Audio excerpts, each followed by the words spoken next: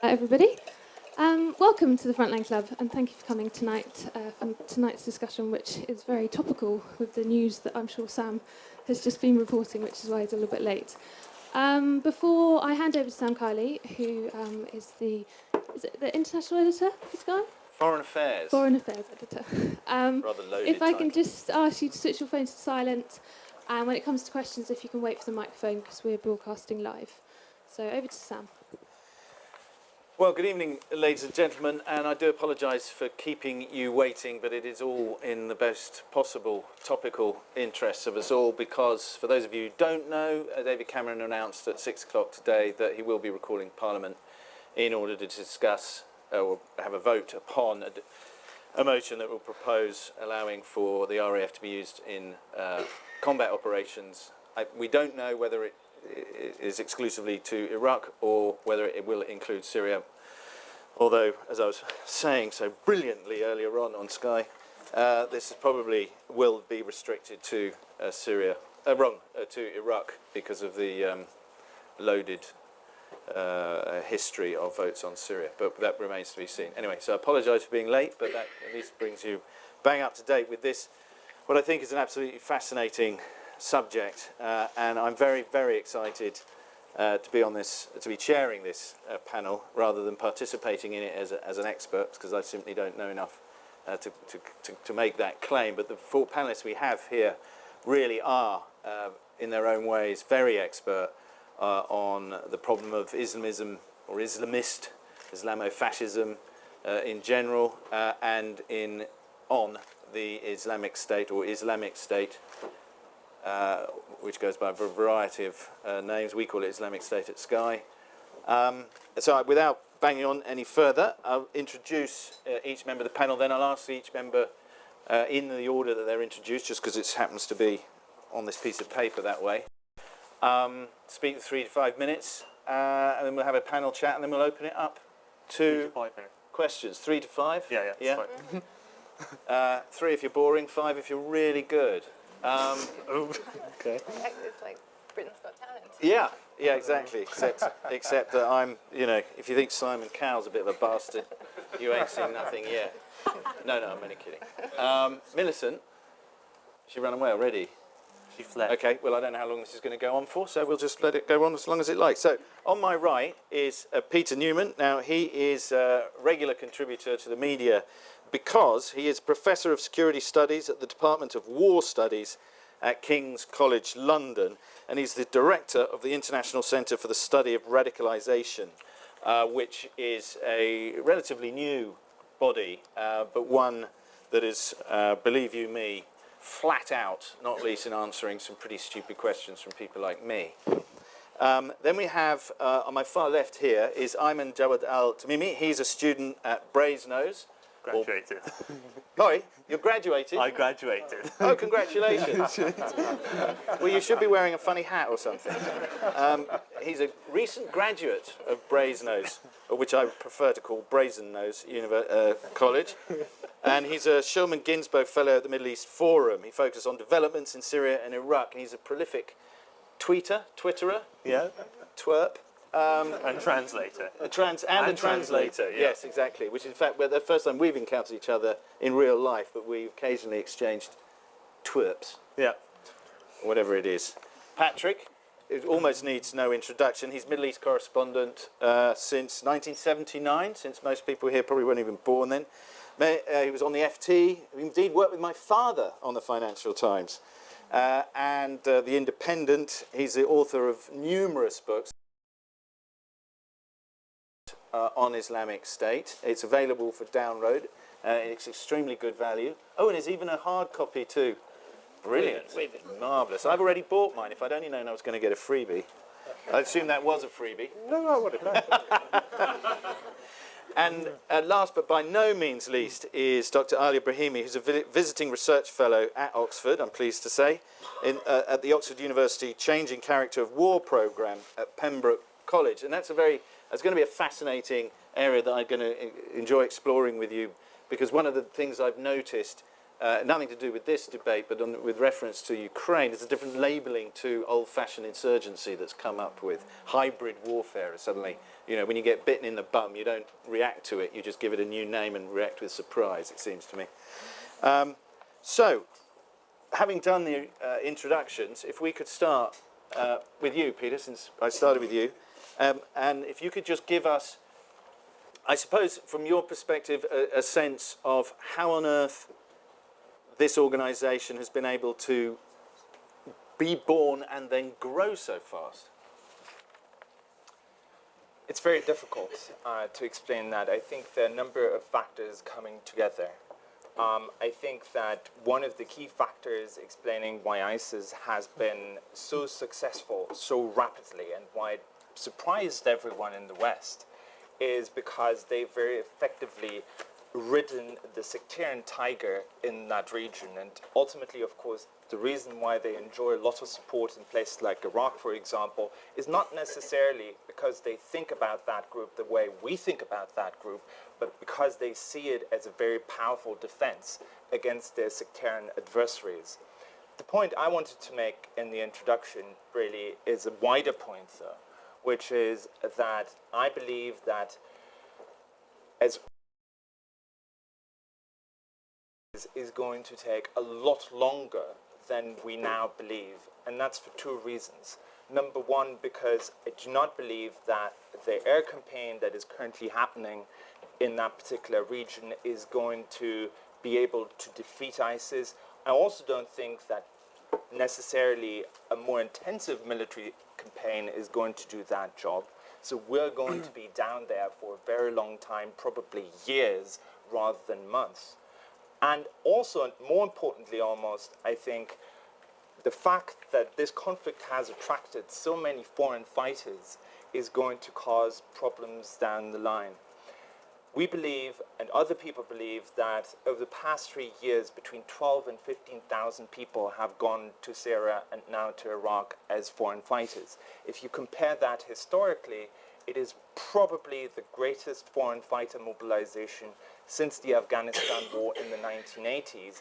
And it will not take long until it overtakes the Afghanistan conflict in the 1980s, which is believed to have mobilized 20,000 people. So we're not far off.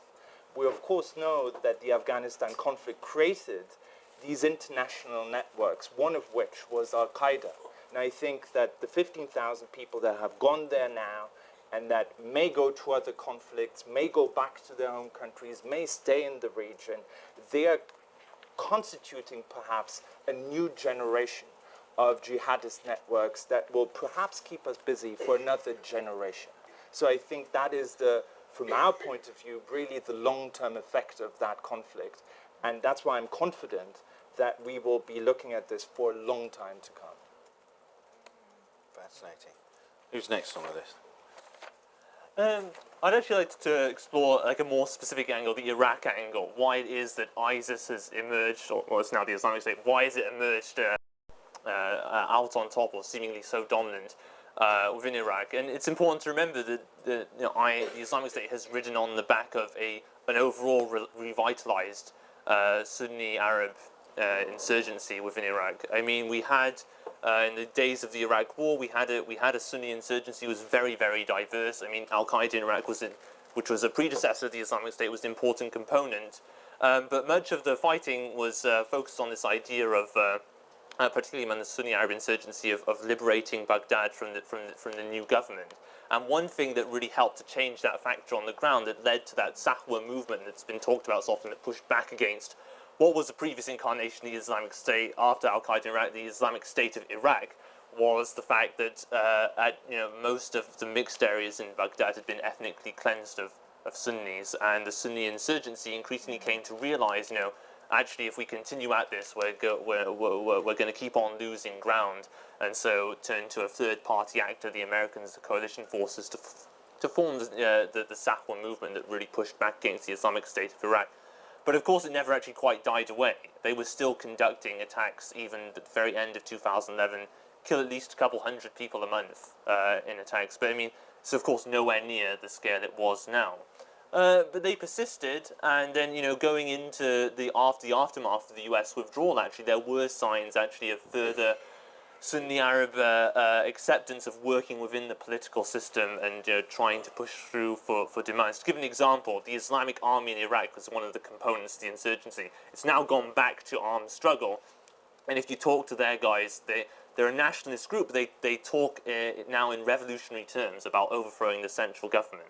But what they'd actually done immediately after the US withdrawal was to set up their own activist front, the Sunni Popular Movement, which was designed to push for a Sunni federal region. You had the arrest.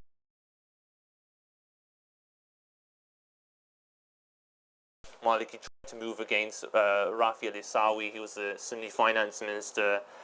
You then had these ongoing problems. There was no longer the US. Security forces reverted to these heavy-handed policies, like in Iraq, it reverted to these heavy-handed policies like mass arrests, arbitrary detentions, and so on. And that's what then erupted into the Sunni Arab protest movement of 2013. And then in which you actually saw some of the other insurgent brands, like, for example, the Ba'athist Sufi Jaysh Rujal al-Tariq and Naqshbandi army. They linked to the ex-Ba'ath party. They had their own activist wings campaigning on the ground. But what they were really after was trying to push for a renewal of armed insurgency. And you know, sure enough, there were two incidents I'd point to in 2013 then sparked what we have now in 2014, which is this overall revitalization. The first is the government moved in on a protest site in Hawija, this is in Kirkuk province, which was dominated by Naqshbandi army protesters, but they were unarmed, and then the government ended up killing dozens of them. And then secondly, you had what Maliki, who was then the Iraqi prime minister, he did in the end of 2013. He said that the Ramadi protest site in Anbar was the site of was a hiding camp for ISIS. But of course, I mean, he didn't really have anything to substantiate that. But nonetheless, it was also a useful rallying point, actually, in light of the upcoming elections that took place earlier this year. And that ended in a debacle. Chaos broke out. He withdrew the army from Anbar, and then this is the context in which IS and other groups moved into Fallujah, which fell out of government control. You had the fighting ongoing in Fallujah, and then we've had all these events since, like the fall of Mosul and so on. As I say, IS rode in on the back of that revitalized. However, it is true that in the majority of towns that have fallen, IS either spearheaded the initial attack that led to the fall of these towns, or it's been the case that it's just been them alone. So what we have now is a situation where all the towns in western Anbar, and this goes in with IS's contiguous territory stretching into Syria, that are solely controlled by IS. Fallujah was a gradual process where IS has gradually subsumed other factions under its control. And then they've pushed others out to the peripheries. Mosul, again, multiple factions are involved, but IS has gradually asserted its power over time, and then other factions either give allegiance to IS or they just disappear and go underground. So then, one question we have is, going forward, we mentioned airstrikes, but can these actually push back the Islamic State within Iraq? I don't think so.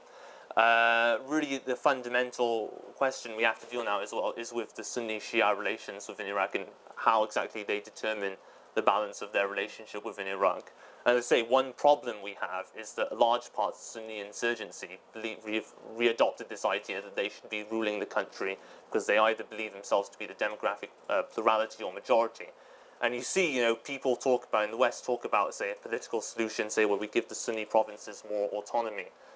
When you have the other insurgents, the non-IS ones, saying, the only solution is revolution, don't even want to mention IS by name, despite the various things it's done, like displacement of Christians from Mosul or the attacks on Yazidis in Sinjar, then that's really a problem. You have this, there's an incoherent sense of what does the Sunni side want. And then even if you have the Sunni side, the Sunni insurgency moderating its demands and saying, actually, no, what we want is autonomous provinces and so on, there's still a general reluctance within the Shia political spectrum to meet such demands, like reforming de-Baathification or granting autonomy, given how much problem there's been with the autonomous Kurdistan region and the central government in Baghdad.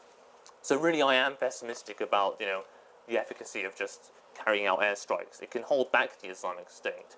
But really, I think what has to come about is a change of mindset civilian on the ground. And just as we shouldn't underestimate the importance of local actors behind the initial pushback against the Islamic State of Iraq back in the days of the Iraq War. So, it's also local mindsets that matter here in Iraq now. Fascinating, thank you. Patrick. Sure, no, that's very interesting, and I completely agree with Aymenn. Why did all this happen? Why did Iraq, having gone through this appalling war from 2003 on, why did it reignite? Well, now these days it's all blamed on Nouri al-Maliki, with some reason, perhaps one of the worst prime ministers of any country in history. But I say that after careful thought. And many contenders. But persecution of the Sunni villages outside Fallujah, you'd find half the young men had disappeared. Where were they? They were in jail. You'd find Sunni young men were on death row, going to be executed for a crime for which somebody else had already been executed. So this was extreme persecution, denial of jobs, everything else. But that isn't actually, I think, why we have ISIS in the present situation. That the real turning point, I think, was the uprising in Syria. That the Sunni in Iraq, though they felt persecuted, though peaceful protest was mutating into armed resistance, what really made the difference was the uprising primarily of the Sunni in Syria, and the Sunni Arabs in Syria are over 60% of the population, as opposed to around 20% in Iraq, that this changed the sectarian balance in the region, that the Sunni in Iraq were enthused, that suddenly the political geography seemed to be changing in their direction, in their favor, and that precipitated what happened. Why did it go on in Syria? Well, there I think the Western governments and foreign governments are very culpable. Negotiations to end the war in Syria in Geneva II earlier this year. It was only the Americans, the others wanted it to be about Assad leaving power. But since Assad controlled 13 out of 14 Syrian provincial capitals, he obviously wasn't going to leave power. So what in fact was presented as a peace negotiations was really a recipe for the war continuing.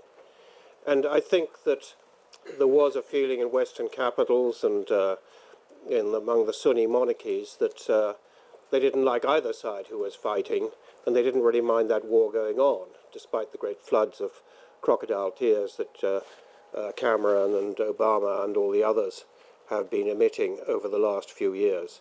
They thought that this really wouldn't affect the rest of the world. But in Baghdad during that period, if you talk to ministers, I remember talking to Hosha Zebari, the foreign minister, said, if this goes on, the war goes on in Syria, it's going to destabilize Iraq. Iraq is shaky, but things might continue as they were. It was the war in Syria, which I think was the factor which finally reignited this terrible war in Iraq. What happens now? For a time after the fall of Mosul, there was a sort of comforting belief that this was going to be a brief period, that the ISIS was simply the shock troops of the Sunni community. Down the road, offer the Sunni a deal, autonomy, whatever, and they'll get rid of ISIS. It seemed to me, you had to be very young and very stupid to believe this, because ISIS, what do we know about them? Incredibly violent, incredibly paranoid, waiting for a stab in the back. Is it likely they're going to let this happen, since they think it happened before in 2007? Not very likely. Another factor is the Sunni communities in Syria and Iraq frequently don't like ISIS, are frightened of them, but they're also frightened of the government. They're very frightened in Mosul. I have friends in Mosul whom I'm in touch with by email, and they're very frightened of the government and the Shia militias coming back. They're very frightened that this is going to be worse than ISIS, that they're going to get their throats cut, that all the men are going to be tortured, and so forth. And the same is true in Syria. They're frightened of Assad and of the Syrian army and Assad's militias coming back. So this gives a support to ISIS, which is really quite important. Like Aymenn, I think that this war is going to go on a long time. Could it be any different? I think there are things that could be done, certainly in Syria, should have been done. If the Syrian moderates are so important, and Syrian moderates are armed moderates are a bit difficult to find on the map, then maybe the moment has come to arrange a truce between them and Assad's forces. At least have some sort of ceasefire in Syria that can reduce the present level of violence and the enormous number of refugees. But anyway, we can talk about these things later, so let me end it there. Thank you, Patrick. Well, you've been listening, you know, nodding and being very kind. Well, I agree actually with what Patrick was just saying, that there sort of has to be another game in town, given the causes behind this phenomenon that we're seeing. And a negotiated kind of political settlement to the Syrian conflict is definitely a part of that. I think that what the US and the coalition is trying to do is cut ISIS off kind of on the at the head, whereas you need to kind of cut them off at the legs and isolate them from their support base and really deal with the fundamental problems. And I think that that's not possible without dealing with the political crisis in Syria.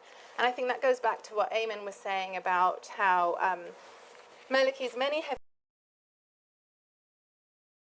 definitely played a part in creating the ISIS that we see today. So both in Syria and in Iraq, both Maliki and Assad have attempted to apply military solutions to what are fundamentally political crises. And I think that that's why that is one of the main reasons why ISIS not only exists but is as strong as it is today, apart from the Iraq war, the 2003 invasion of Iraq, which I think is a massively important factor.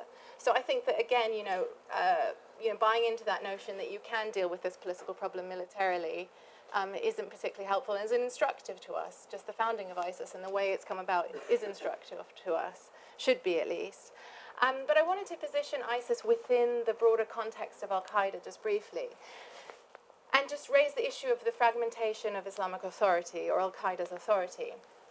So after 9/11, with the globalization of jihad, Osama bin Laden found that his personal authority was at the very same time, far-reaching, but also fragmented, fundamentally fragmented.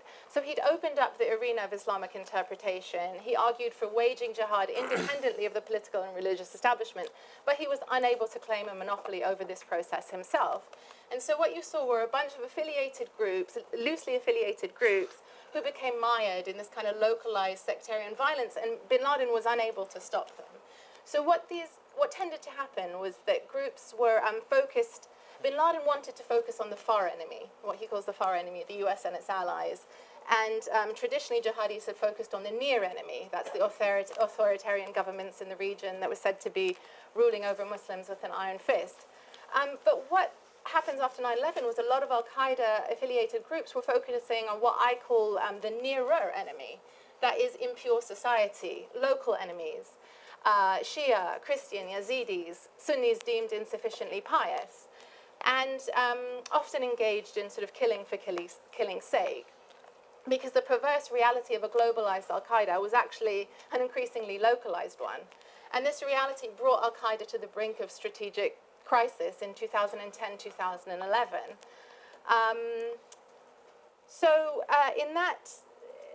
In that context, the declaration of the caliphate by ISIS in June, it seems to imply some sort of sense of political religious unity. But the story is actually one of deep division within Sunni radical Islam. Hence, the very public disputes between Zawahiri and Baghdadi, and the splits within various al-Qaeda branches since then. So that's the point about the fragmentation of authority, and it will only accelerate. That's the trajectory. My second point is that al-Qaeda after bin Laden, at first glance, there's a spectrum. So at one end, you have al-Qaeda in Yemen, AQAP, the creatures of Osama bin Laden, very much focused on attacking the West, a learning organization, and seemingly on the other end you have groups like ISIS, born in the sectarian killing fields in Iraq and Syria. But what we're seeing now is the potential for these different preoccupations to come together under one umbrella. And I think that's what ISIS represents. So having honed its fighting skills against the near enemies in Baghdad and Damascus, and having earned a reputation for unrivaled brutality against civilians that it deemed the nearer enemy, Obama is right. ISIS will certainly branch out into far enemy jihad. The focus now is more on sort of proto-state building, but I do think that it's a matter of time. And because of these ineluctable kind of leadership rivalries, I think Baghdadi will very much relish in straying onto Aymenn al-Zawahiri's home ground. And we can't forget that conducting an attack against the West, particularly a large-scale one, it has this dual ability to energize the ranks, re-energize the ranks, and also to silence internal critics. So I think that Baghdadi and Zawahiri at the moment are in a race, to do that, to effect that. And of course, Zawahiri has the added problem that he doesn't control any territory. To that end, I think the drawdown in Afghanistan becomes significant because I think they will try in Kunar and Nuristan provinces to establish something they can claim as an emirate. And then he can be seen as, in a position to be challenging Baghdadi's authority. Because the discourse now on radical forums and within some of the Salafi jihadi community is that Zawahiri has no right to be telling Baghdadi anything. What territory does he control?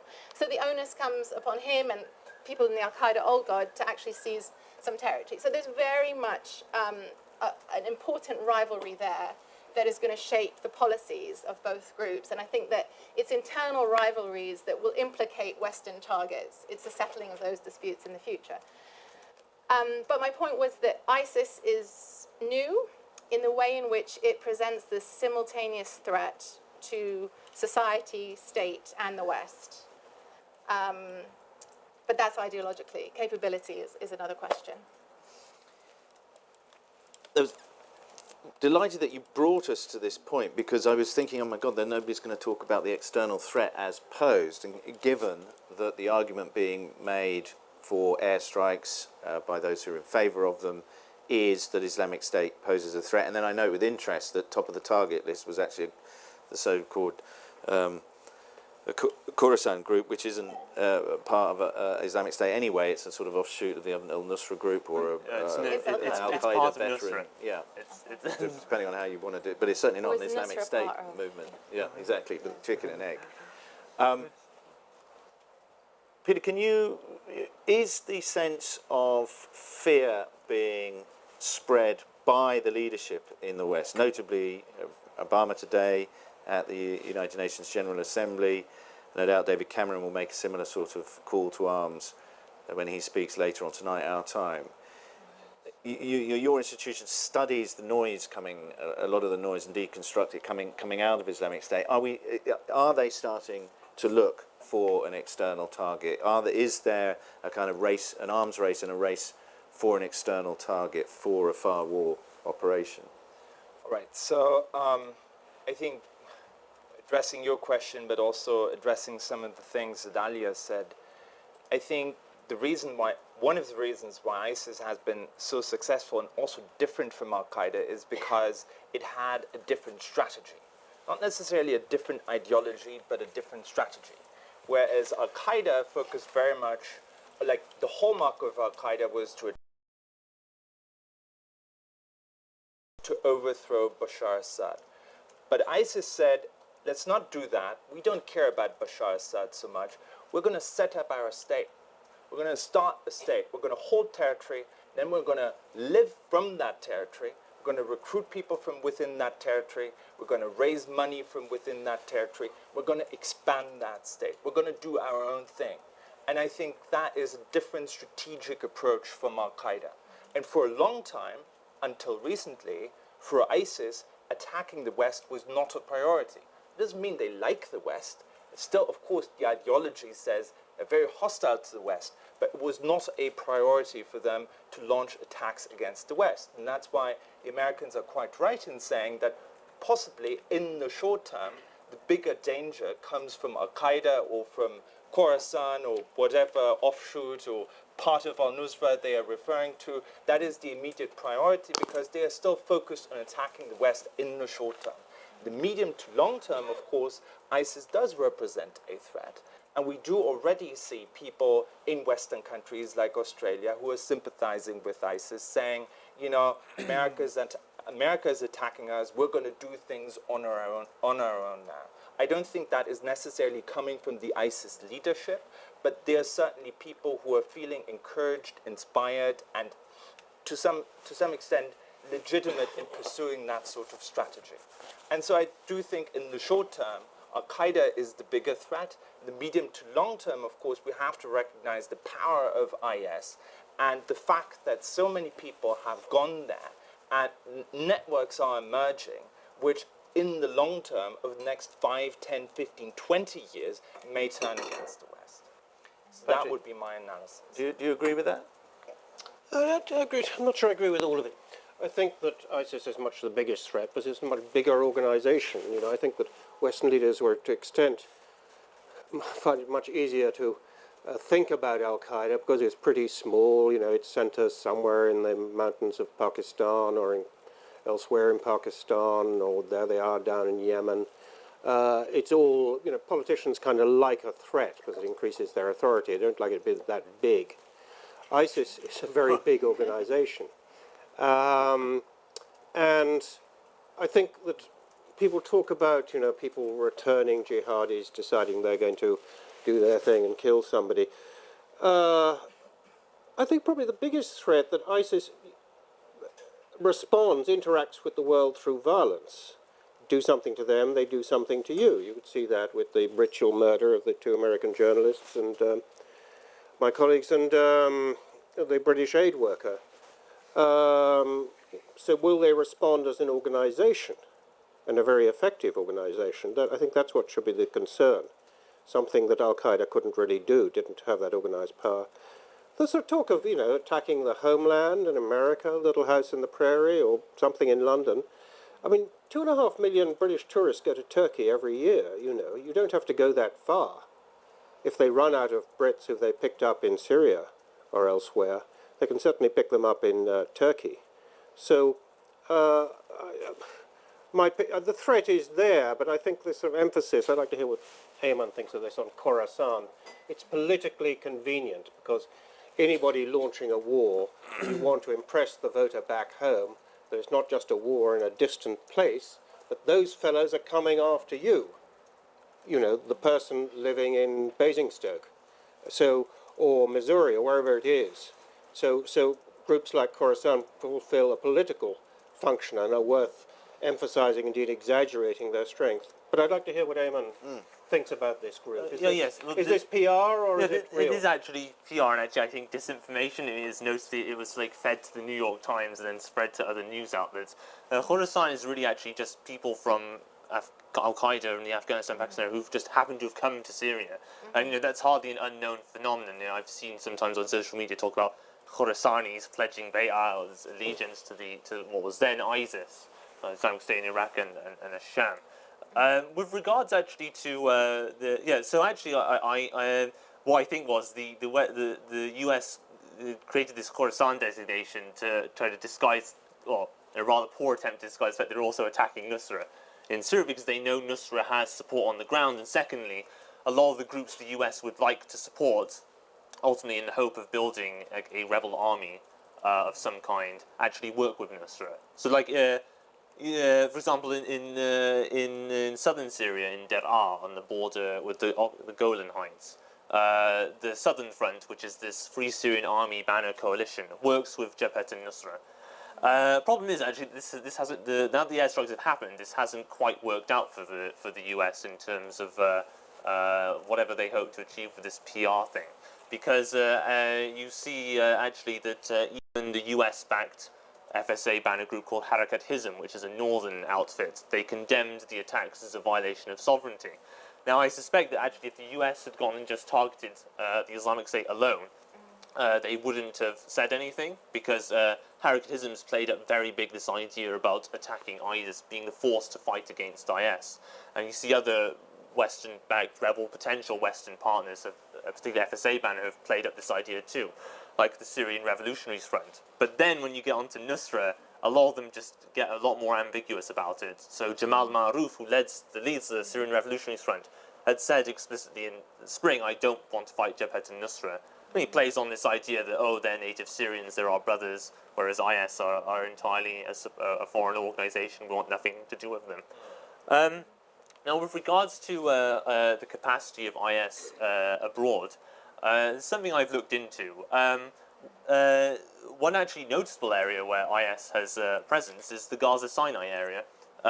They have a network called Jamaat Ansar ad-Dawlat al-Islamiyya fi Bayt al-Maqdis, which actually not only does dawah work, propaganda work for IS on the ground in Gaza, but what they also do is they send they work as a supply network for IS in Syria. There's actually a Gazan contingent of fighters called the Sheikh Abu an-Nur al-Maqdisi Battalion, which is named after a Salafi sheikh in Gaza who opposed Hamas and got killed in 2009. On the other hand, though, you still have the Al-Qaeda affiliates. They still remain loyal to Al-Qaeda. Al-Qaeda in the Islamic Maghreb, al-Shabaab in Somalia, Al-Qaeda in the Arabian Peninsula. In some respects, actually, the Caliphate Declaration didn't galvanize as many people as the Islamic State hoped. So by that I mean that people you would have associated with being pro-ISIS, when it was just ISIS, the Islamic State in Iraq and the Levant, and they came out giving statements saying we sympathize with them in the fight against the other rebels in Syria. When the actual Caliphate Declaration came, there wasn't this rush of new pledges of allegiance to the Caliphate. To give an example, Ansar al-Sharia, which is this jihadi network in Tunisia, has long been associated with being pro-ISIS. And actually one of their members had written a tract last year saying that it was obligatory on members of Jabhat al-Nusra, Syria's al-Qaeda affiliate, to pledge allegiance to ISIS. When the actual Caliphate Declaration came out, Ansar Sharia Tunisia on its Facebook page shared a statement from Al-Qaeda in the Islamic Maghreb rejecting the Caliphate Declaration. But then at the same time, you have this disconnect between the leadership and then the people on the ground. You see, actually, ISIS has attracted, and what is now the Islamic State, has attracted a disproportionate number of Tunisians. And these are people on the ground who were associated with Ansar Sharia. They just go to Syria and Iraq. They go join the Islamic State. And also now you've got a split within the armed Tunisian jihadi insurgency, the Katiba Uqba ibn Nafi, which is a joint project between Al-Qaeda in the Islamic Maghreb and Ansar al-Sharia Tunisia, where one of their provincial contingents has ended up actually declaring its support for the Islamic State as an actual caliphate. It's a contingent within central Tunisia in a place called Kairouan. On the other hand, in terms of the main problem that IS might pose is its supporters within the West.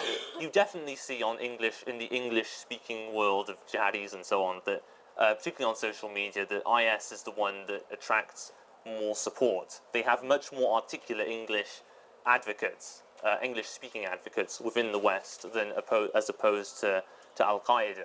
And it's in that capacity in which, say, someone who's supporting the Islamic State within the West might choose to now act on Adnani's declaration to go and attack Western targets. Do you Alia, I don't know if this is something you've studied or thought deeply about, but it's the brand. How effective, well, it has, I mean, it's a silly question really, it has been extraordinarily effective and snowballed. I wondered if you could just explore a bit of that, because it does appear to be a brand that has really kind of struck a chord in a way that Al-Qaeda never quite manage, particularly among Western supporters. Now, part of that may be just because there wasn't so much Twitter around 10 years ago, and so we weren't aware of the noise that was being created. I think one of the reasons it's so powerful is because it's so controversial. Like, Baghdadi actually went there. He actually said he was the caliph, which is a massive affront to hundreds of years of theology, and even the evolution of the radical Islamist movement. Nobody else has dared do that, at least not Osama bin Laden, who was also a layman, and certainly wasn't a sort of in Abu Ghraib prison and a convicted rapist or whatever Baghdadi was. But yeah, so I think that it was the shock factor, and as a result, Firstly, as Aymenn was saying, in the first instance, a lot of affiliated groups, the people that came out in support were, a group from the Philippines, Ansar ad-Din in Mali, because Iyad al-Ghali will support any way the wind is blowing and that sort of thing. And I think people were really shocked and biding their time. Then we had a group in Afghanistan, Hizb Islami, saying we're undecided, we're going to watch how things develop. And I think that that's what a number of affiliated groups will be doing, just seeing, as I use that phrase, which way the wind is blowing, and then sort of casting their lot in. But the situation isn't static, because the fact of the caliphate, the fact Adnani has said in a very Bush-like way, you're either with us or against us, declare your allegiance and dissolve immediately, or you're our enemies. It's creating splits within previously relatively more cohesive al-Qaeda groups. So we talk about AQIM, we saw Drukdal's statement, it was very clear, he's with Zawahiri. But this kind of Qadi, this clerics released a statement about a month ago, it was a bit more ambiguous. And then a couple of days ago, we have Jund al-Khalifa, this group that's emerged, announced itself, split off from the Algerian core of AQIM, and saying that al-Qaeda has completely let it down and has created a number of mistakes, and we are arrows at the disposal of Baghdadi to use at his will. It was a couple of days ago. Then they kidnapped this Frenchman, and I believe he was beheaded today. Yeah. So, these things... So then it's not just simply predefined groups reacting to a given situation. Both are sort of affecting and shaping each other. So we're going to see more splits emerging, and the dynamic it's unpredictable, but which could lead to. But I think there's another just over a very simple thing and going in ISIS' favour so far, which is victory. This is well, that's just they win in Mosul, they win in. They take Tikrit within a day. Then they switch to Anbar. Then they defeat the Syrian army. The Syrian army suffered the worst defeats it suffered, I think, in 3 years of war. In July, August, so I think victory, and then this appeals to this. All this is in the context of great numbers of bitter, angry Sunni young men in Syria and Iraq. Their life pretty hopeless, and suddenly there's a victorious army they can join, and this is immensely appealing. I mean, somebody in the Iraqi National Security Agency told me that they had conducted a survey a few years ago of various areas where, I guess it was Al-Qaeda in Iraq at that moment, had taken over, and where 100 fighters had gone in. After a number of weeks, they could recruit 500 to 1,000. So by controlling this big area, which I think probably has a population of about 5 or 6 million, I mean, it's bigger size than Britain, they have a great recruiting base there. And that's what makes it so different from the old Al-Qaeda, which is sort of pitifully small by comparison. If I could actually add about this perception of IS as a winning horse, particularly attractive on the domestic scene. If we look at Mosul, as I said, there was more than just IS. You will see the success of IS and the wealth it has, the weapons it has, and particularly actually on the domestic scene in Iraq, where you have others who might share this ideal of the caliphate, end up being subsumed by it. So there's a rival jihadi group in Iraq called Jamaat Ansar al-Islam, which is an outgrowth of what was an Al-Qaeda affiliate in Iraqi Kurdistan. It was called Ansar al-Islam. Now, they've had a dispute with IS over many years, going back to when it was the Islamic State of Iraq, because of the Islamic State's claim to be a state, which Jamaat Ansar al-Islam, which means group of Ansar al-Islam, does not accept. But since they have the end goal of the caliphate anyway, if there's already something calling itself the caliphate and it seems to be so successful, what's the point in being Jamaat Ansar al-Islam anymore? Might as well go join IS. So the group's actually been severely degraded in a number of areas of Iraq. They had batches of pledges of allegiance in Mosul throughout the summer, and where they've chosen not to pledge allegiance, they've either had to go underground, pretty much had to go underground, in Tikrit, for example. I'm just going to jump, but I just feel we need to start getting some questions from the audience. We've got the microphones in circulation. Thank you, Millicent. Yes, sir.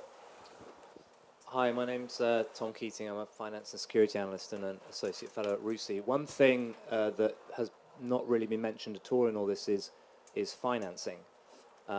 So I think everybody knows how finance has contributed to the growth of the Islamic State and the predecessor organizations, but it's being discussed as a way of nobbling the Islamic State. It's being discussed at the UN. Chuck Hagel has talked about it. What's the view of the panel on the role that money or depriving money will play?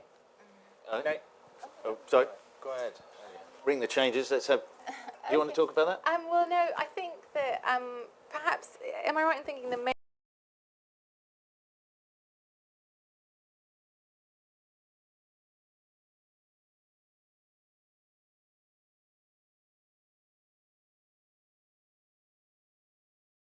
Mosul. So they're sort of diversified, but I think, I mean, I may have a slightly different view on this. I think that one positive consequence for ISIS coming out of this territorial strategy has been, as I said before, that they are the de facto state authority in these areas now. And we call it extortion because we don't like the group, but they are doing what the Iraqi or the Syrian government did before. They are taxing people. So they have reliable sources of income from within the territory, including the oil, including all sorts of other things. But most of their income, in fact, according to a RAND report, 95% of their income comes from within their territory, and most of that comes from taxing people. That is one of the big advantages of having a strategy that says, we're going to hold territory, we're going to govern that territory. You have income from within. You also have recruits from within. The negatives of that strategy are, of course, that whenever jihadists anywhere in the world have held territory for a very long time, they eventually became unpopular because whilst people may agree with the sort of harsh justice that they provide in the short term, they do not like the social program. When Aymenn always posts these pictures from Raqqa and from other places where they're burning cigarettes. I always wonder how that goes down in Iraq, you know? Telling people not to smoke, telling people not to watch movies, not to listen to music, etc. In the long term, that always backfires. So this holding territory strategy gives them a safe income, but it also has disadvantages in the long term. I think they're linked because the safe income is actually predatory. And I think that is also an alienating factor to be extorting, as far as seizing taxing property. is predatory, But by they're definition. seizing property. Sure, they're it's doing beyond that too, but they are doing a lot of the stuff that they are doing to raise money is what the government did before, which is to tax people. We have just on the oil question. Oil. The reason I raised it, I don't know if, so I suppose we're in dispute about whether it's the main source of income, but I think that whatever way, whatever the truth of the matter is that you have to work with Turkey on that, because I believe that most of the oil is smuggled through Turkey and bought by Turkish brokers. So I think that is, that if you're talking about choking them off financially, then Turkey is indispensable. Clearly. The lady here, the woman, sorry. Not quite sure. This woman's name is Shahzadi Beg. I'm a barrister. It seems that the West has learned absolutely nothing from history. You know, we trained, armed, funded, glorified jihad during the Afghan war against the Soviets. Then we trained, armed, and funded the so-called moderate jihadists in Syria, and then we decided to bomb them. It seems to me that what is going on with IS is a sectarian issue at the heart of it. But why is it that we haven't actually challenged the religious narrative of the Islamic State? And if it is true that some of them are reading Islam for Dummies, why is it that we haven't actually challenged a lot of their belief system? Because many of the words that they use are seeped in Islamic history, and they talk about, for example, the battles during the time of the Prophet. But it seems to me that we don't challenge that. We remain with Saudi Arabia, despite all the history that I've just mentioned. We try to keep away from Iran, and Iran actually could be extremely important in defeating ISIS in Syria. Patrick. Well, yeah, I mean, it is a rather incredibly messy situation at the moment that you have this so-called coalition that Kerry and Obama keep on going on about. But what's most of the members have in common is that they're not actually fighting ISIS. Even the Gulf monarchies that are supposed to have taken part in the first airstrikes, I mean, it's very unclear what they did. I think that, yeah, from the beginning, I think the whole support for the uprisings of 2011 in Libya and Syria and elsewhere on the part of Britain and America, it's always extraordinarily hypocritical that supposedly we supported secular democracy, but our main ally are the Gulf monarchies, which are the last theocratic absolute monarchies on earth. So there was, not surprisingly, they supported the jihadis. Now, the people who are actually fighting ISIS in Syria, you know, the Syrian army, or the Syrian Kurds, or Hezbollah, or Iraqi militias, if they haven't gone home, who are fighting them in Iraq. Well, it tends to be the militias rather than the army, the Shia militias, the Peshmerga, Iranians. You know, so it's this extraordinary disconnect between this supposed coalition that's meant to be fighting ISIS, but isn't actually fighting ISIS, and the people who we've demonized previously who are actually fighting ISIS. I don't mean this as to say they're a bunch of terrific fellows. But there isn't you're sort of inching towards what it fascinates me is the gamble of these airstrikes, in that by risking appearing, if they don't simultaneously take on the Assad regime, there are two villages that have been occupied today, just on the outskirts of Aleppo, that were, or two positions rather, locations, that were Jabhat al-Nusra, that had been hit by American airstrikes and then occupied by Assad's army. Now, if that happens again and again, then it seems to me surely that one of the best ways to unite and ignite a very substantial Sunni backlash would be to be seen to be failing to intervene on the side of the Syrian revolutionaries at the beginning of the revolution, and then appearing to intervene on the side of the Assad regime once 200,000 people have died. No, I don't agree at all. I think that at some point you have to choose what happens. You know, you have to choose. You know, most of the fighting has been today, I think, has been at Kobani, which is this Syrian Kurdish enclave on the Turkish border. Now, do the Americans use airstrikes to assist the Syrian Kurdish militia, the YPG, or do they, which is linked to the PKK in Turkey, which the Americans regard as a terrorist organization? But at some point you have to choose. Similarly with Assad, if there is another battle which between Assad's forces and ISIS, which ISIS is winning, as they did when they in Raqqa province recently, around the airbase. Do the Americans do nothing, or do they attack ISIS, or do they attack the Syrian army? So at some point you have to choose there. Hobson's choice. Yes, go on. Respond to the point about Iran. Personally, I'm not at all, in principle, opposed to partnering with Iran or with anyone who wants to defeat ISIS. But there's three reasons why I'm quite skeptical about it. First of all, it won't happen. If you speak to anyone in Washington, D.C., they are not even remotely considering that. It is so far off the table. There's no realistic prospect of that happening. The second point is that the Americans are thinking, what are the Iranians actually bringing to the table? In theory, it sounds like a good idea. We both want to defeat ISIS. What do they bring? Do we need firepower from them? No, Americans have more than enough firepower. Do we need money? Do we need legitimacy from them? The feeling is that they are not bringing anything to the table that the Americans don't have already. And that brings me to the third and most important point. If the analysis that we've all put forward that is correct, that the support for ISIS in Sunni areas is driven by the fear of Shiites and the Iraqi government, and the Iraqi government, which is believed to be partnering and supported and a front for the Iranian government, do you think that it is a really clever idea to partner with the Iranian government? It is actually, if anything, going to harden Sunni people's resistance against sort of a new settlement in Iraq, if they believe that in fact this is a front for Iran. So I don't think it's a likely option.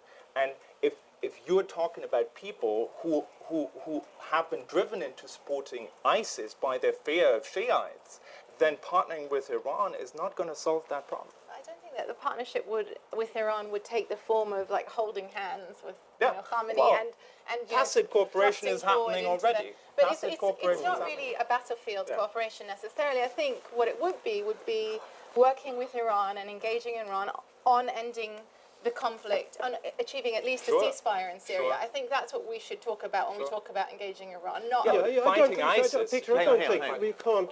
No government likes to say, good morning, we're going to have a U-turn now. Nobody ever does that. The Americans aren't going to do that. Yeah. Secondly, do they have parallel policies? Do they have common interests? Yes. But also in Iraq, I mean, to my mind, even if every Iraqi Sunni would still be saying, oh, it's a Salafist government, it wouldn't make much difference. As in Syria, a Sunni backlash, I mean, what have we got in Syria? We've had a Sunni backlash, in spades. I don't think there's much more backlash to come. We've got it. Well, you got more Sunnis than just in Syria. But let's have another question. Yes, sir, just caught my eye. Hello, my name is Abdulaziz Al-Mashi. I am the co-founder of Syria Solidarity Movement. Actually, I think what's going on in the Middle East at the moment is a result to what's happening in Syria. Don't you believe that the main reasons for the growth and expanding of ISIS are, first, the lack of action from the international community towards the Syrian revolution, and the unjustified discrimination from the West to the Muslim Sunnis in both countries, Iraq and Syria? Failure to act 2 years, 3 years ago. Depends. They acted in Libya with airstrikes to help overthrow Gaddafi's regime, but you actually see what's happened there is that the central government can't even control the capital there, and you've had the growth of this Ansar Sharia movement in Libya, which has actually been an important supply of Libyan fighters to the Islamic State. Ansar Sharia Libya hasn't openly declared allegiance to the Islamic State, but like Ansar Sharia Tunisia, a lot of its ground members are pro-IS. They go and join IS, and actually there's a Libyan contingent in Syria and Iraq. It's called Katiba al-Bitar al-Libi. Played an important role in the fighting in eastern Syria to help consolidate IS's control. Now Libya, of course, there was an intervention. People would just think, well, it'll sort itself out. And even the Western powers provided some training for a new Libyan army outside the country, but it's what's happened there. Now Syria, I think there's always been this problem of localization and division, and I don't see why Syrians are any more prone to uniting, say, than in Libya. For example, I mean, I've looked at many towns that fell out of government control in Syria, and you'd find there are multiple factions, and you just think, why is that? Why are there multiple factions? Why can't they all just, put aside their differences? And actually, this division, this extended division, is something that's allowed IS also to consolidate its control. Yes, we talk about Sunni feeling of marginalization in the hands of non-Sunnis, but there were other things that IS brought to areas that they've now taken that some of the inhabitants welcomed. I mean, this problem of division and so on, say rivals attacking each other within a given locality. If there's just IS, then yes, it's authoritarian, but at least, there's some kind of feeling of safety. And then, of course, also, when you have multiple factions in a given locality, say, out of government control, warlordism becomes very rampant, and then IS can come along and, say, stamp that out. Again, authoritarian, very brutal, but, at least you don't have corrupt warlords roaming around all over the place. In terms of intervening, I think it's very naive to think you can just intervene from outside with airstrikes and give weapons to those you like, and that therefore something will sort itself out. If your idea from the beginning was to help overthrow the Assad government militarily, using airstrikes and supplying those you want to help them win, you still have the aftermath. And if IS thrives on an environment of chaos, surely in a post-Assad order where things are ripe for division and chaos is ongoing. As I actually felt even back in 2012, if the government were to fall that year, you'd have chaos enduring for many years. IS can take advantage of that if you don't have people on the ground, try to help rebuild the nation in terms of training a new army to help bring stability and so on. I've thought about this a long time, and I can admit freely that I've changed my positions repeatedly on this particular issue. So don't hold it against me, because it is a very hard question. I do think, and this is my current position, that in 2012 there was a window of opportunity to go in and massively support what was in existence at that point, which was, of course, conservative Sunni Muslims, but still a fairly moderate opposition that was willing to engage in a sort of post-conflict Syria that would have accommodated minorities and would have moved towards democracy. And what you've seen is, because the support from the West was not forthcoming, I can give you numerous examples of people we saw on YouTube that were completely clean-shaven, and once the Saudi money started coming in, they all grew beards, they all changed the logos of their group to something Islamic, and they started spouting that kind of rhetoric. It had an immediate effect because they were not getting support from the West. And you can see that also in statements from groups that really changed their tune very much in accordance with the support they are getting. I understand in 2012 it was difficult for President Obama because it was an election year, and no one, neither Obama nor Romney, wanted to commit to another intervention in the Middle East, which was very unpopular. But I think once he got re-elected, that's where the window of opportunity was. I think in those 3, 4, 5 months, something could have changed. Now I think it is probably too late. But Patrick probably doesn't agree. I don't agree.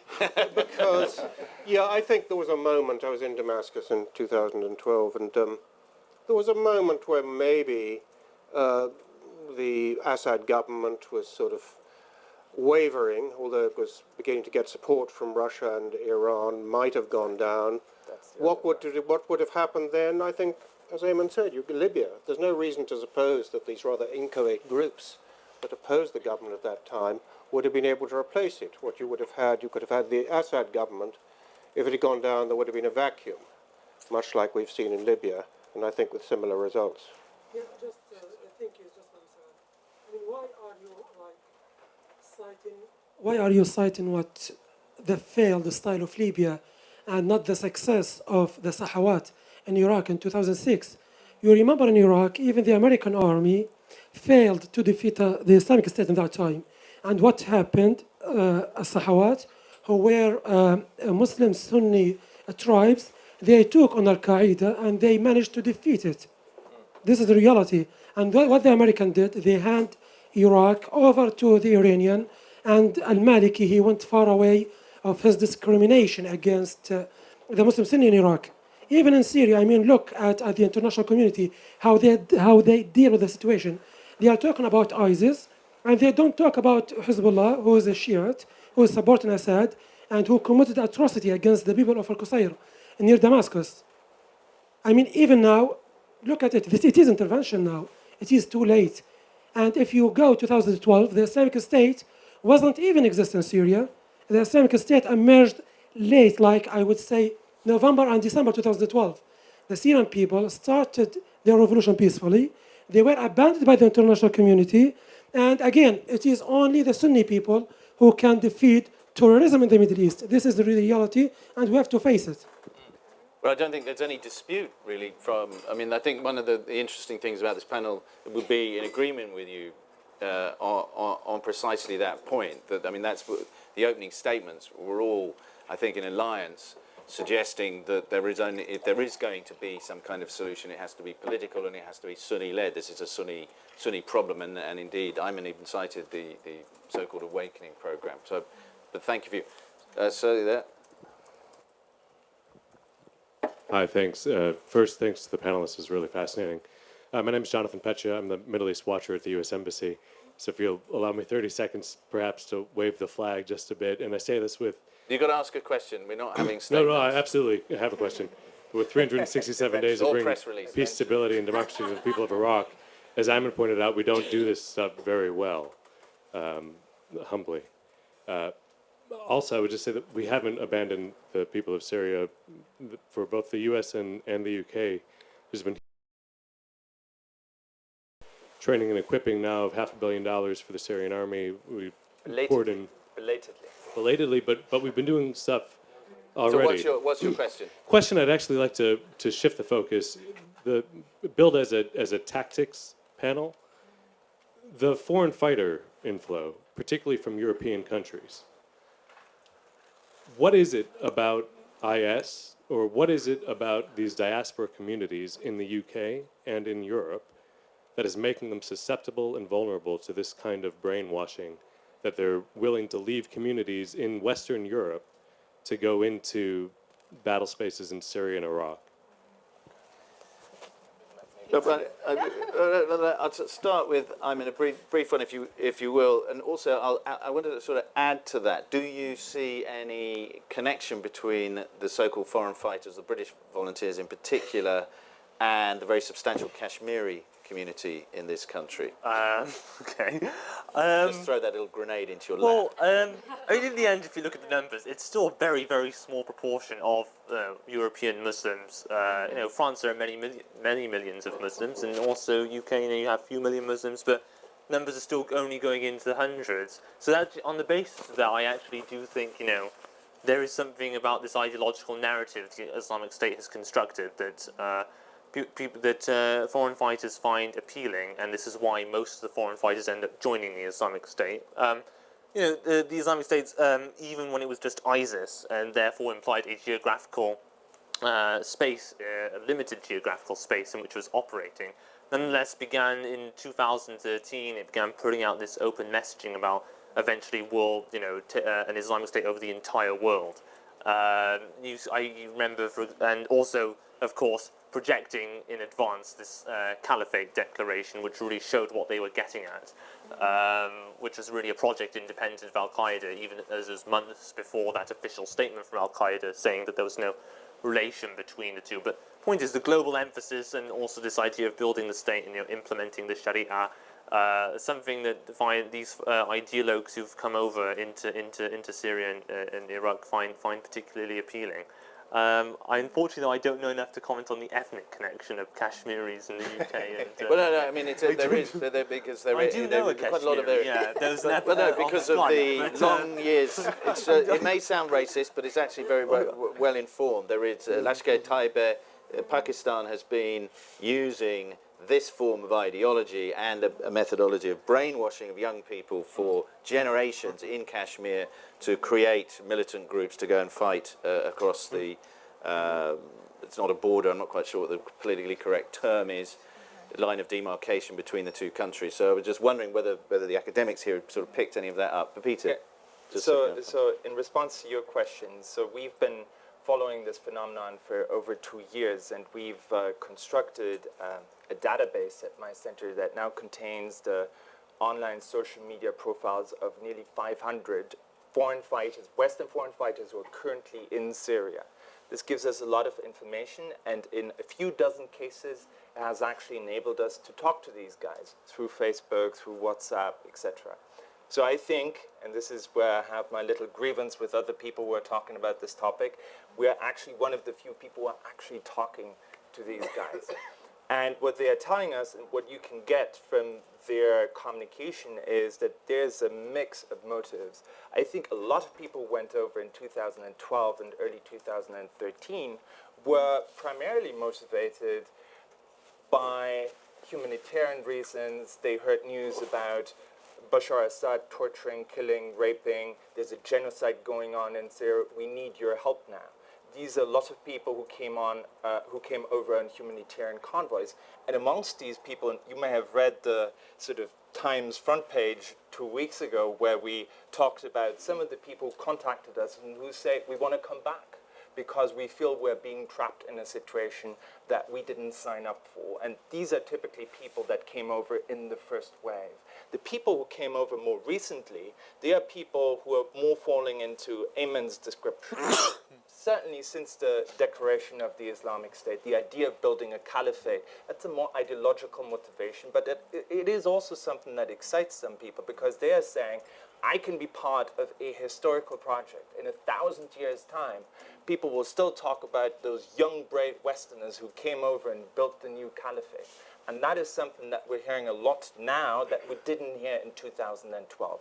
But just as a last point, there's definitely also, besides all these points about identity and ideology and religion, there's also this idea of adventure. And people go over because it's brotherhood, it's heroism, it's fighting, it's having guns. And in 2013, for a long time, there was a Twitter hashtag called the 5-Star Jihad, where people posted pictures of them playing snooker with guns, hanging out at the swimming pool, basically like an adventure holiday minus the alcohol. Pretty much like the Frontline Club tonight. Right? But that certainly plays a role for young men in particular too. So these are the sort of themes that we're seeing. Did you want to contribute? Well, I didn't want to answer the question initially because Peter's written all of these studies, but I just wanted to add that I think that the narrative is increasingly utopian, and I think the reality is fundamentally sort of dystopian, and I think we have to make more of that contrast, I think, in our information campaigns. I think that was it. So can I just ask a question of him? What, all this publicity about foreign fighters, what proportion of ISIS fighters do you think are foreigners? 40%,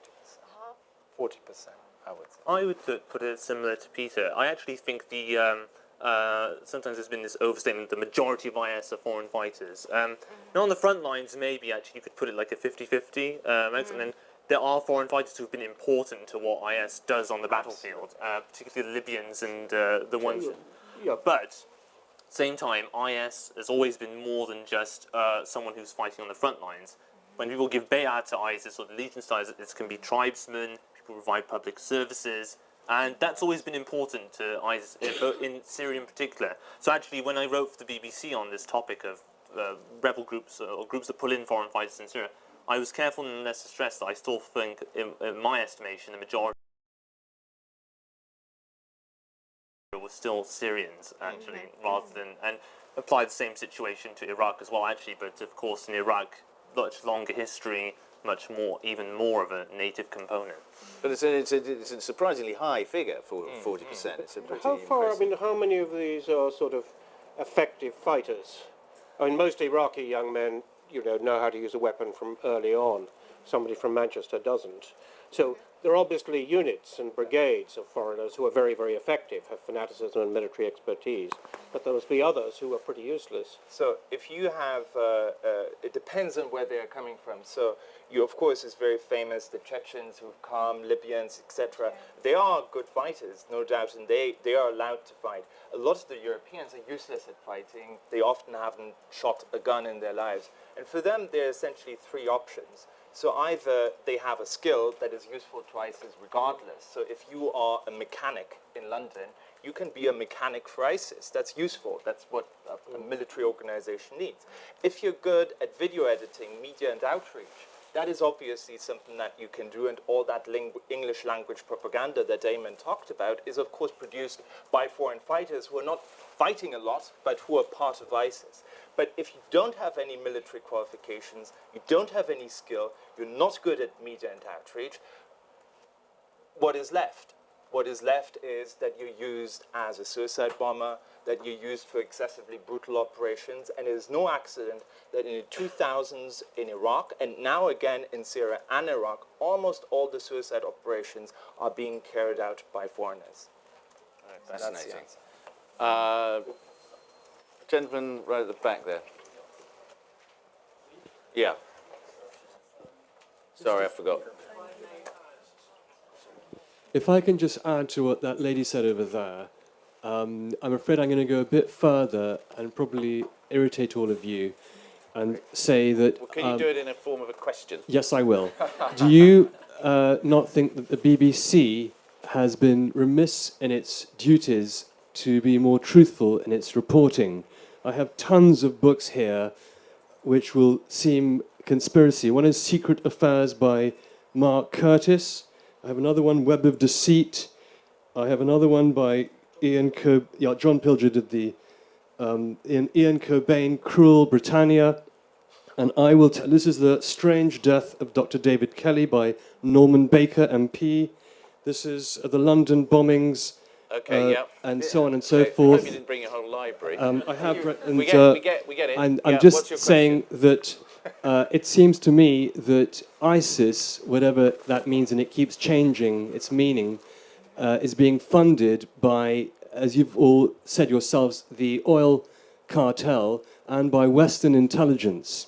No, we didn't say that. I'm saying that, and if it was, and it has a long history from Edward Bullier Lytton, Benjamin Disraeli, Lord Palmerston, who helped set up in the 1920s the Muslim Brotherhood with. Sorry, can you put it in a question? Yeah. Keep it short, please. Okay, I'm just saying, do you not feel the BBC is no longer reporting news, but is acting as propaganda?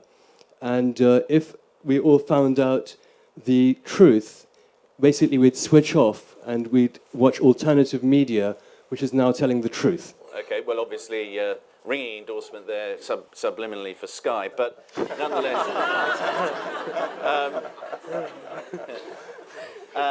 Conspiracy theory? Patrick. No. I think media coverage of Syria, not that good, partly for practical reasons. It's very difficult to cover a place where so many factions are going to kidnap you or chop your head off. Mistakes by the media, to my mind, romanticization of rebels, the rebel movements in Syria and Libya was pretty pervasive for a time, less now. I think also, I mean, it wasn't really a question, so this isn't really an answer, but you know, one thing that did strike me all along until recently is how people knew in the media or elsewhere might know about Syria, or diplomats, politicians, they might know about Iraq. They seldom knew, a lot of them didn't know about both and realize how ISIS would, developing in Iraq, would use that strength in Syria, would come back to Iraq, the enormous advantages it had in operating in two very different political environments. Yeah. I think that there has been a lack.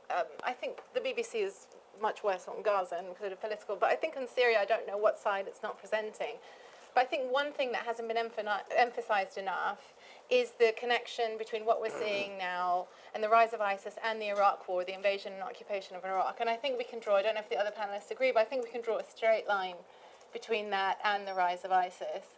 And I find it almost upsetting when people talk about Syria, what's happening in Syria, destabilizing Iraq, when in actual fact, a lot of these militants that flooded into Syria and helped to militarize so spectacularly the Syrian revolution had cut their teeth in the Iraqi insurgency and had also taken territory and been the kind of forebear for the sort of ISIS caliphate that we're seeing now. And actually that's why we have a nationalist kind of caliphate, territorial focused version of al-Qaeda now in Syria and Iraq, is because these guys had cut their teeth as insurgents trying to take and hold territory in the war against US troops in Iraq. So I think that more perhaps needs to be made of that link, and we shouldn't underplay it. Good. This lady here. Should we take a group of questions? A group of questions. Yeah, sure.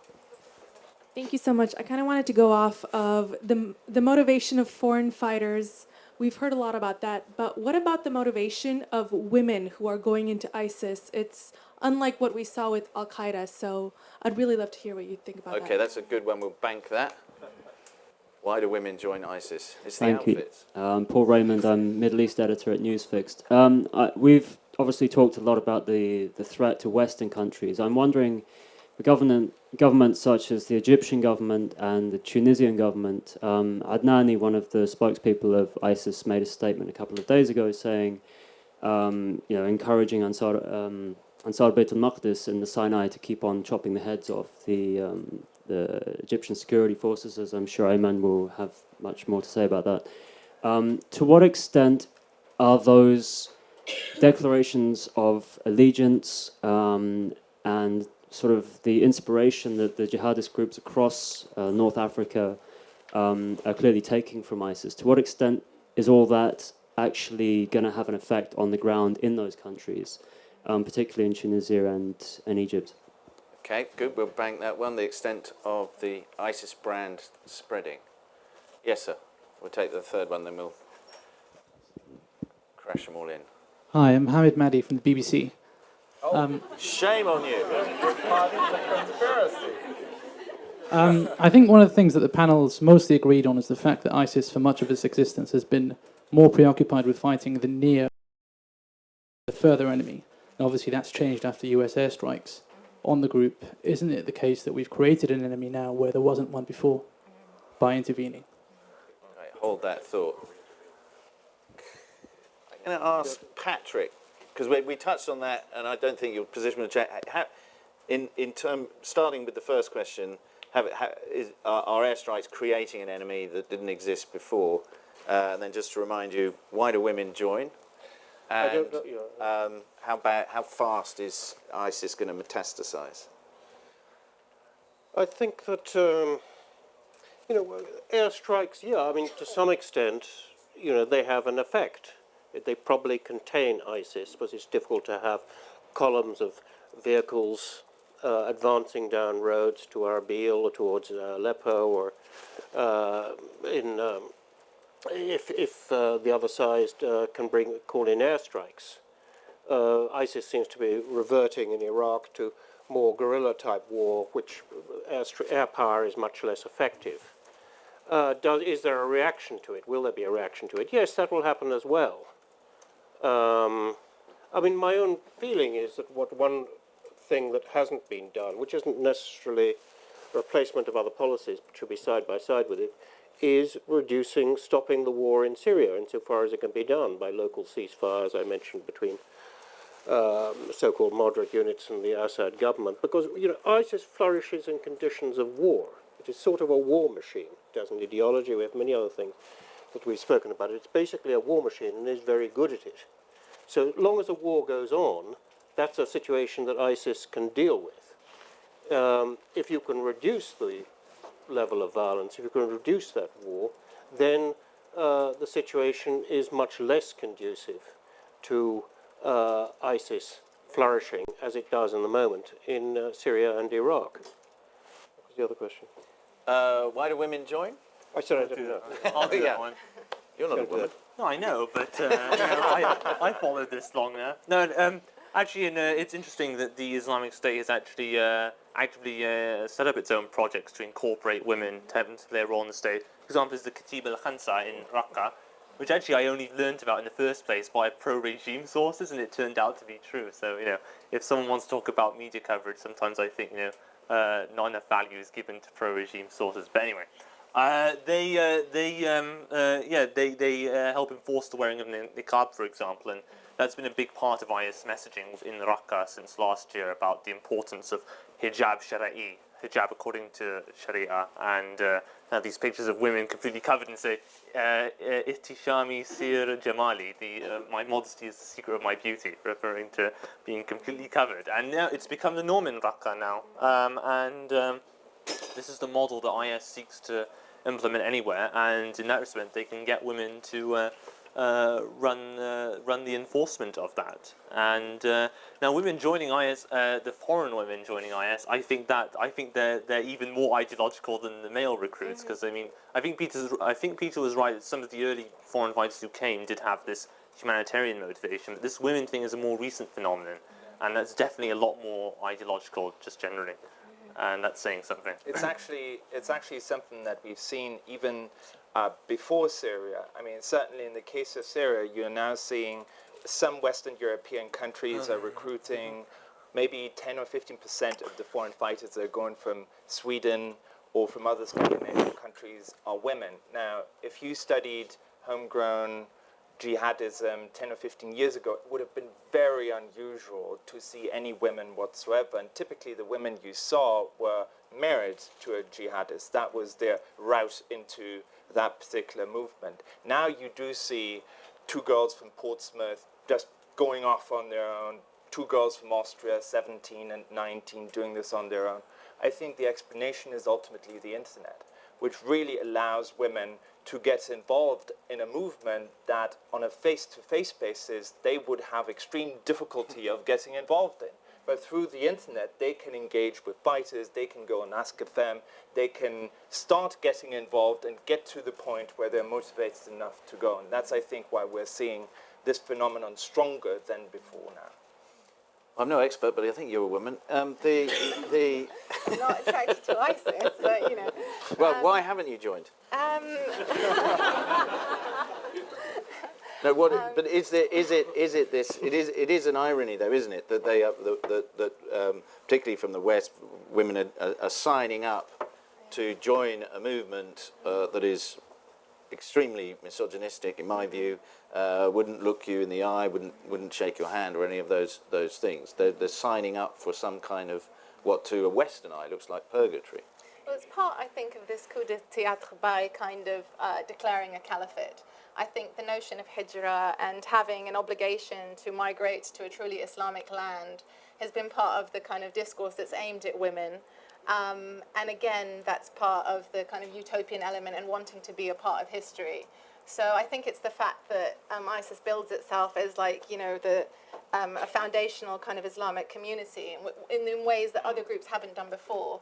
And that's inherently attracted to women who interpret their faith a certain way and look back at certain, you know, Islamic precedents or, you know, invented notions of Islamic duty. So I think that the notion of hijrah is probably part of the explanation in the sort of heightened female presence there, and of course the internet.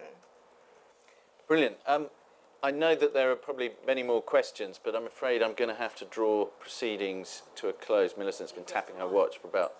Oh, I did promise you your question. Yeah. Oh, no, what was your question? I can't remember now. It was about North Africa.